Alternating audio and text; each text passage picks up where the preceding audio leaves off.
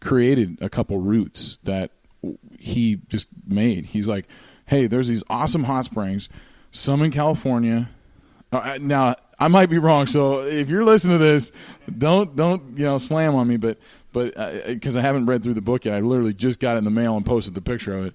But I believe it goes like from coast to Canada or something like that. So it starts in California on the coast, and it just tries to hit all these hot springs all the way through Idaho. And from what I understand, Idaho has hundreds of hot springs.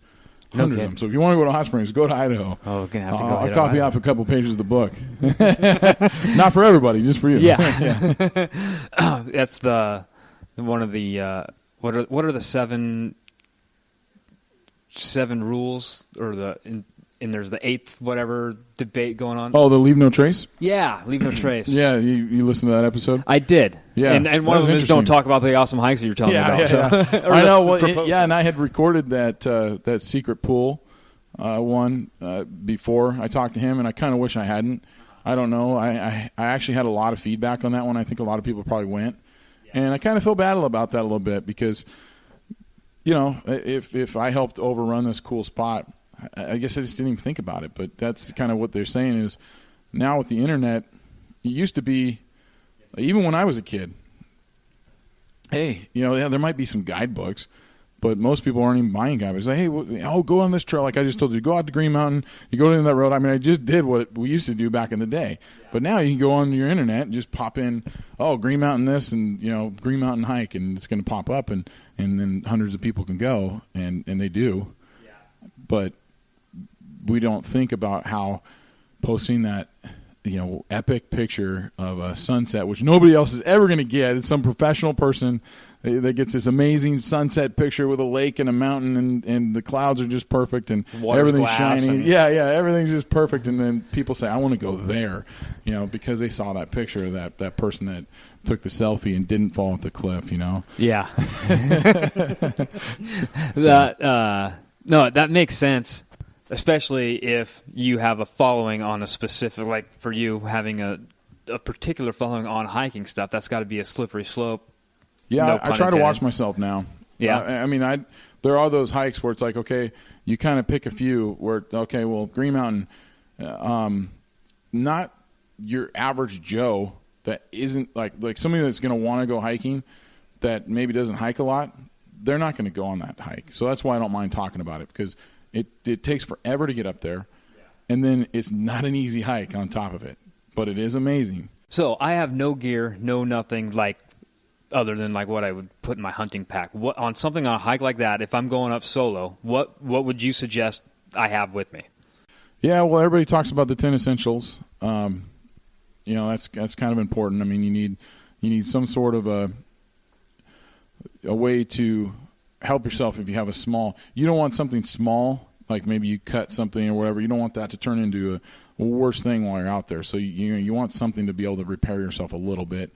You obviously need water, and that trail specifically has a couple lakes on it, so that's not an issue. But you want to bring a water filtration because there is nasty stuff up in the water there in the mountains, and they say sunscreen. I do not burn. I just don't. It's one of the ones that I don't carry. I have to wear sunscreen in December, well, and my arm is out the window for a half a minute. It's burnt. Yeah, you're going to want it. And then sunglasses. I pack sunglasses when I'm going on my like week-long hikes or whatever. I'll pack sunglasses on that, but typically I don't wear sunglasses ever. So I just I've never been affected by the sun. But if I'm out there in the middle of nowhere and I start having some issues, I better at least have something to help me out, So there's some day hikes are a little different. Some people don't carry all the 10 essentials, but you want some food.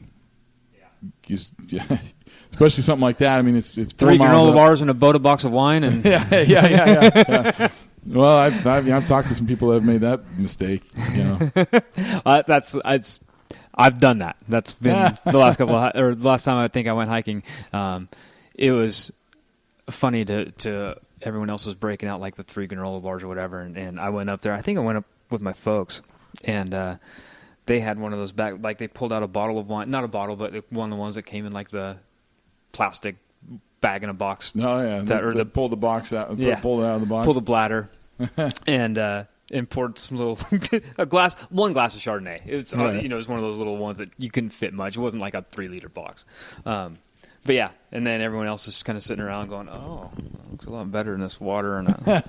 But you're also turning right around and coming home. So, well, the problem with that is people don't think about it, but wine makes you thirsty. I mean, it doesn't help. So I've actually talked to somebody that had to go to the emergency room because they did that where they went out on a backpacking trip and they didn't drink. I can't remember what it was exactly, but it was on your podcast. I remember. Yeah. That. And they ended up drinking.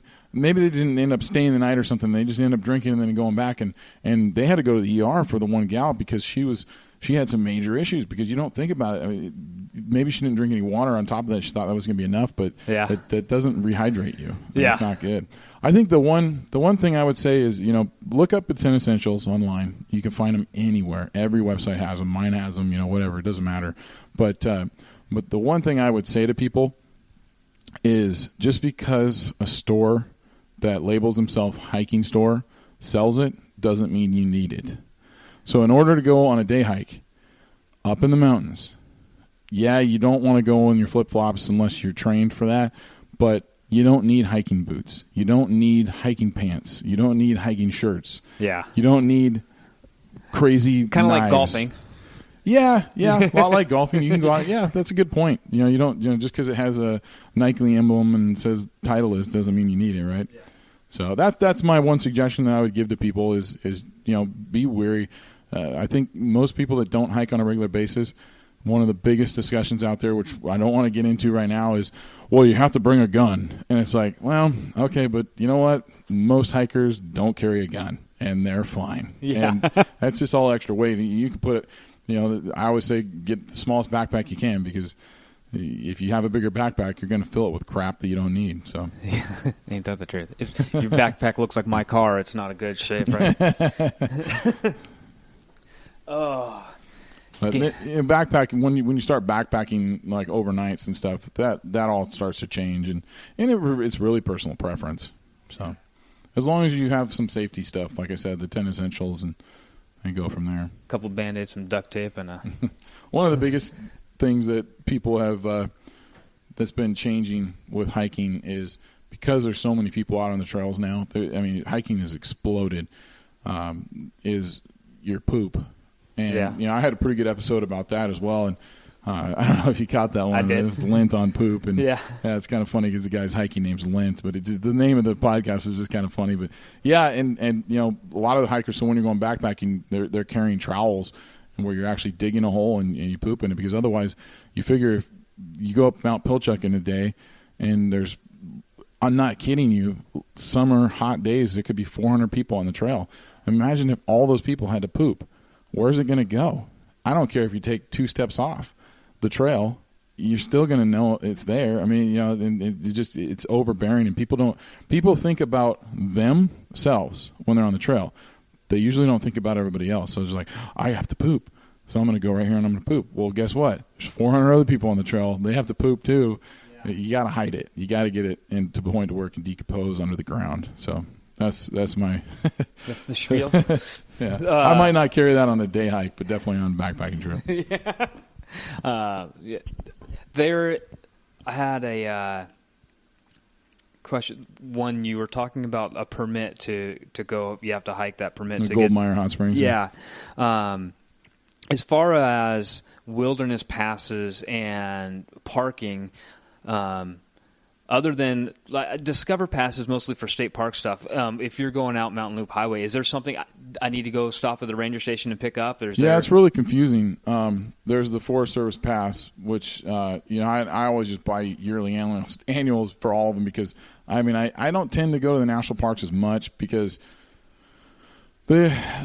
mainly because there's not one right by us. I go to the North Cascades National Park, but you don't have to buy any passes for that because you don't have to enter a park. That was one of the ways they set that park up was as a drive-through park. Like it's designated a national park, but you don't act. There's no, you go to Rainier, you're going to hit a booth or Olympic National. Yeah, you're going to hit a booth and you have to pay to get in. So there are passes that will get you in for a yearly amount.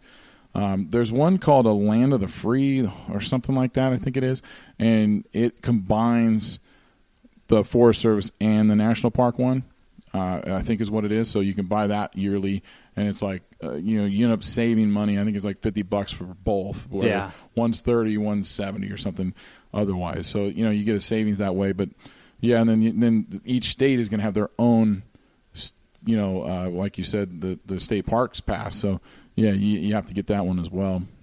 Gotcha. So, yeah, it gets a little confusing. You actually have to know ahead of time because it's funny. I'll go up and you pick Mount Pilchuck, for instance. You go up there and you look at people's cars and they've got their state pass park on their thing. It's like, oh, no. And you technically get a ticket because you didn't buy the Forest Service pass. And that's an interesting trail.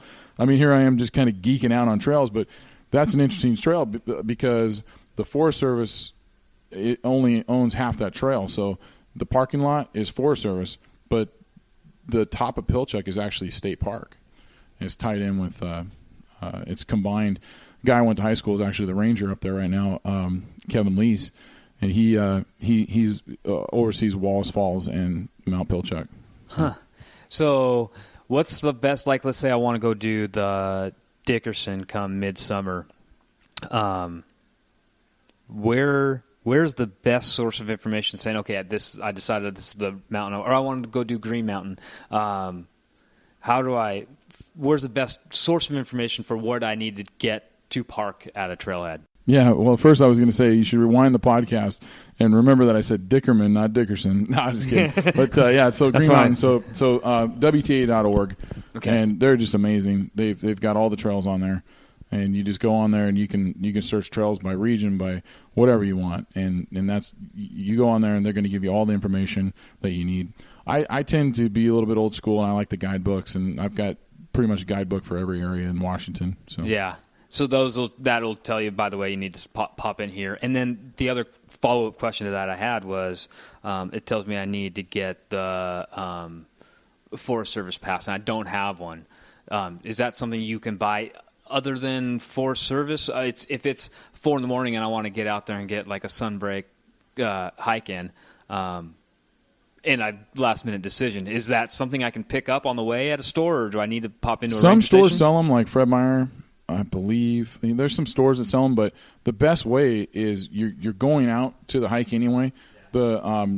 The ranger stations now have them there, and they have kiosks. So because I like to go early on hikes. I mean, I'm usually at trailheads at set like Green Mountain. Like I described it, you're at least an hour before you're halfway there. No, I'm just kidding, but it's out there, yeah. But I'm still at the trailhead at 7 because Yeah. I want to be out and get ahead of those 400 other people that are going to be out there. But yeah, you can just stop, and they have the kiosk there, and you can get it there, and Kind of like or a park if they're pass open, where you stick a sticker on your deal. Yeah, it just goes in your thing. Awesome. Yeah, that's another big discussion too that I've gotten in some.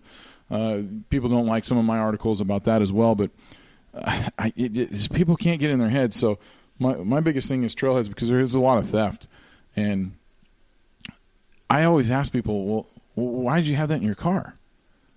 Well, they're not going to break in your car unless they saw, like a smash and grab or whatever. Yeah. And people are just like, well, it was in my trunk. It was hidden. Like, so what I tell people is I say, have your car completely cleaned out, like nothing valuable, right? I mean, you might have some trash or something. I know my kids, Yeah. I got smashed goldfish in the car. You know how it is.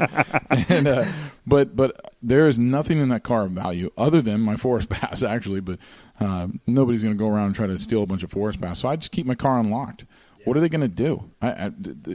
Okay, so they open the door and they look and they see there's nothing in there. The worst thing they could do is leave the door open. But chances are they're probably not going to. But if you have it locked, they're probably going to know you locked it for a reason, and they're going to smash your window and find what you have stashed in your trunk. You thought it was a cool spot, but you forgot about the button in your glove box, and it's just an argument that people think they can win. They're like, no, but I have to lock my car. Why would you ever want to?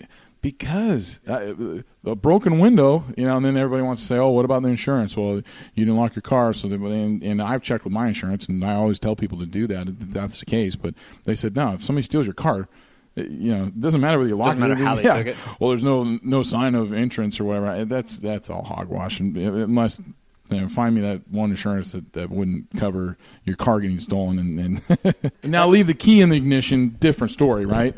Yeah. But, yeah, I mean. That's funny you bring up the whole